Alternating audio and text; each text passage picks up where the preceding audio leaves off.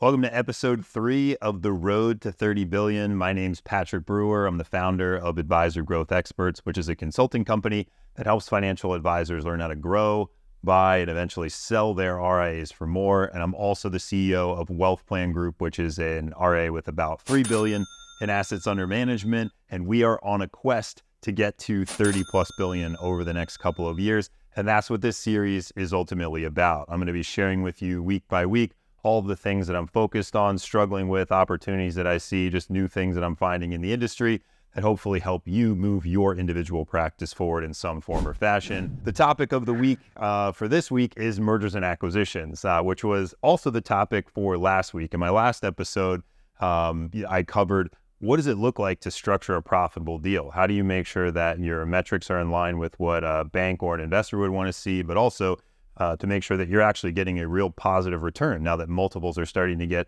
up into that 6, 7, 8 plus range, which is pretty much outside the scope of what a normal advisor is going to be able to pay in order to get a seller to come and join their firm. In today's episode, I want to talk about how do you compel a seller to take that next step? How do you get them from, hey, I'm maybe interested in selling you my practice, to, okay, I'm actually interested. Like, this is a framework that I can actually see real value. I can see how it plays out for me and my staff over the next 5 years, and paint that vision as to what that 5-year economic value really looks like for a seller. And to do that, I think the easiest way, instead of me just talking back and forth to the camera, is to jump through an Excel spreadsheet and just walk you through a high-level framework that you can use with sellers if you're looking to make a compelling case for why they should join your firm. Okay, before we jump into the spreadsheet, I just want to walk through a hypothetical conversation between an inexperienced buyer and an inexperienced seller, which I'm calling the typical peer-to-peer M&A discussion. I feel like these conversations happen a lot between advisors who have never done a deal before, and it's not their fault. It's very complicated. But the reason why I want to illustrate this real quick is when we jump into the Excel spreadsheet and I walk you through an actual framework to show what a 5-year economic value can be for a seller, you will be able to be head and shoulders above the competition in these conversations and actually get people to the next step, which is generally a letter of intent, ultimately the purchase agreement. There's $1.5 million in revenue, pretty successful practice. The buyer, just based on what they've read in different trades and what they've heard from other advisors, they say, hey, I'm willing to pay upwards of 3x revenue. So $4.5 million. Seller's pretty excited about that. They're like, oh man, 4.5 million, that's great. They start telling their spouse, they start telling their team. A week later they get back and they say, well, how much am I going to receive in cash? The buyer's like, well, I'm not really sure how much you're going to get in cash because I've never really done a deal like that. Obviously, he doesn't tell the seller, but he has to call around and figure out how he's going to structure this deal. So he starts talking to lenders, he starts talking to consultants. Before you know it, a month has gone by.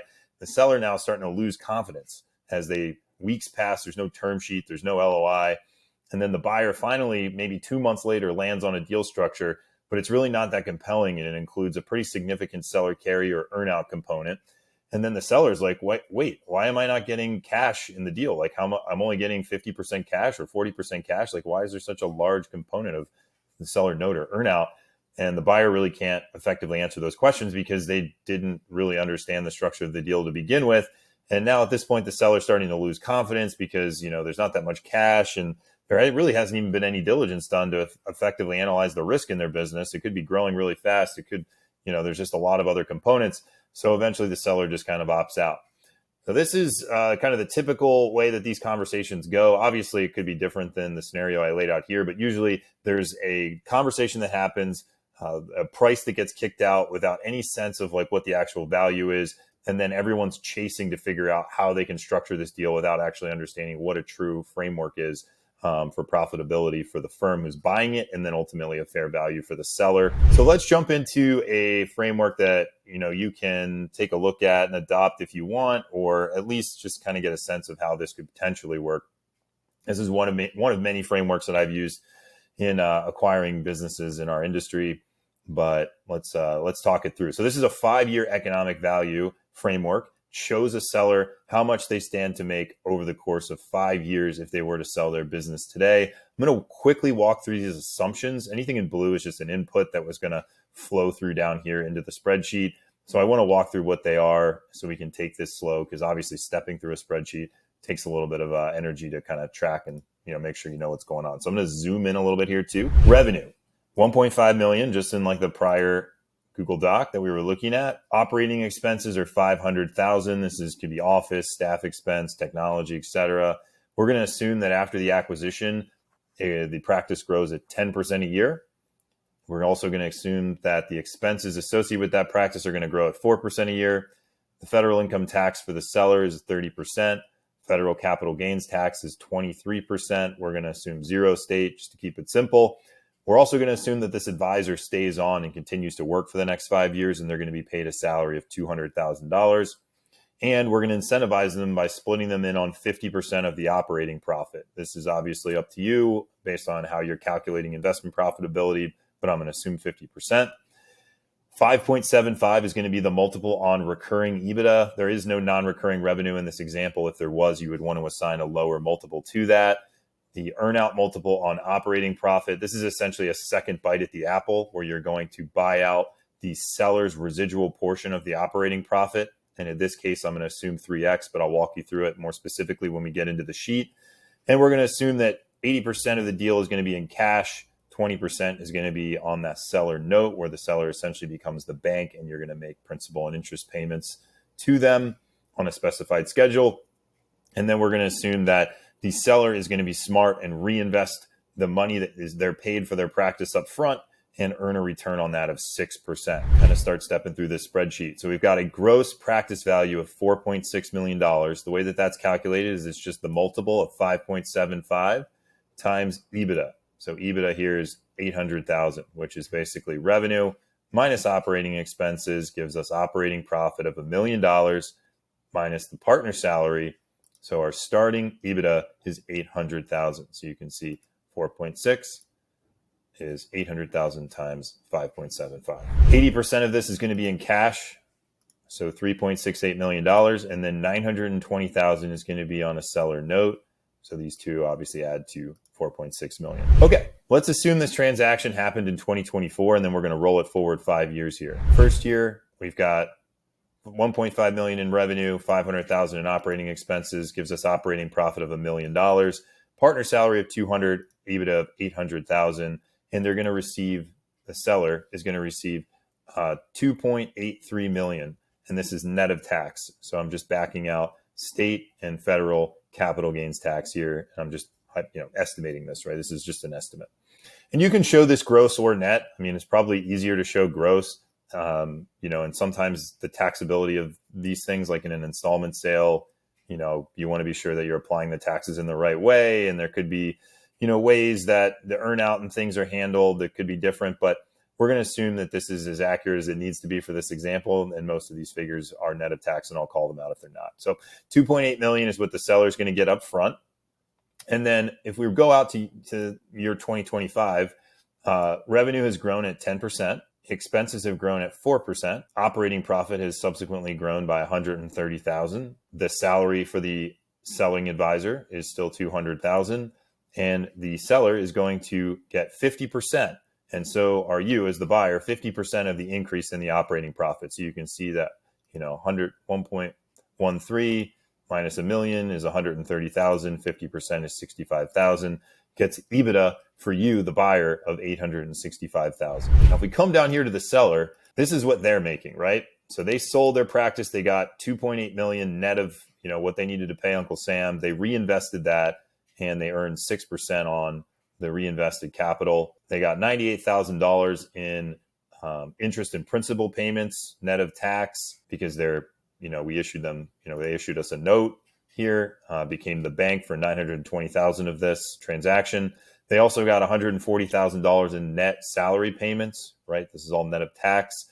And then they're getting a partner operating profit, the 50% of the operating profits. So this $65,000 is coming down here net of tax. So they make $454,000 this year, in addition to the 2.8 that they received in year one. So we're just going to keep rolling this out. I'm not going to go through every single column, but you can see that the math kind of holds. Revenues are increasing, operating profits increasing, salaries staying the same. The residual portion of operating profits is getting split 50-50 between the firm and the selling advisor. And you come down here, they've got their reinvested capital, they've got their interest and principal payments on the note, they've got their salary, they've got their operating profit split. So their income is growing, everyone's happy. So if we come out here to year 5, basically what happens in year 5, I'm going to change the view, zoom out a bit here. Same methodology, just kind of continuing on. The only difference is we're going to have a 5-year balloon payment. So I'm assuming that the $920,000 that was issued at the time of the transaction closing is actually going to be paid off after 5 years, even though it's on a 10-year amortization schedule here. So this is called a balloon, which is not uncommon in these types of transactions. The seller likes having a balloon provision because they know they don't have 10 years until they get their money. The buyer obviously would like to stretch it out as long as possible and do interest only for as long as possible so that they don't have to pay any more than they need to. And obviously it improves their coverage ratios with the bank and makes their investment profitability look better. But we're going to assume a 5-year balloon here. So that's going to be $423,000 net that gets paid to the seller. And then another $932,000. This is we're going to assume the seller retires at the end of year 5 and they want to be done. So in the employment agreement, when we purchase their practice, we would basically include a provision that would allow us to buy out the residual portion of operating profit, generally through an earnout, right? So the way this would work is we would look up here and we'd say, okay, their portion of it and our portion is 403 each. We're going to buy that out and over, 3 years. So 3-year earnings multiple on that gets up to about, $1.2 million net of tax. We're at 932. In reality, we probably have to discount this back, right? Because this is going to be past year 5, so we apply a discount rate to get this back to net present value, but I'm keeping it simple for our purposes today. So if we sum up all of these columns, we get $7.1 million in economic value for a seller.